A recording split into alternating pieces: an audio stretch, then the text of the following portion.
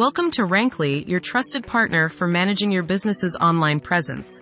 In this tutorial, we'll show you how to seamlessly connect your social media accounts to Rannkly. First, log into your Rannkly account. Once logged in, locate the Social Media tab in the top header. Click on Social Media. Next, scroll down to the bottom of the left menu and find the Set Up Social Channels option. Click on it. Now, choose the social media platform you'd like to integrate with Rannkly. Let's walk through the setup process for Facebook. Click on the Connect button. A pop-up window will appear. Click Continue.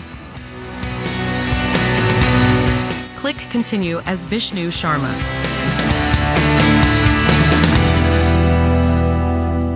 Finally, click OK to complete the setup.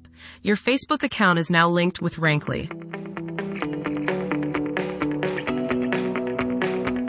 To ensure everything is properly configured, click on the Facebook platform once more and link it to the specific location or page you desire. There you have it. Your account is now successfully linked with Rannkly. Congratulations on learning how to connect your social media platforms to Rannkly.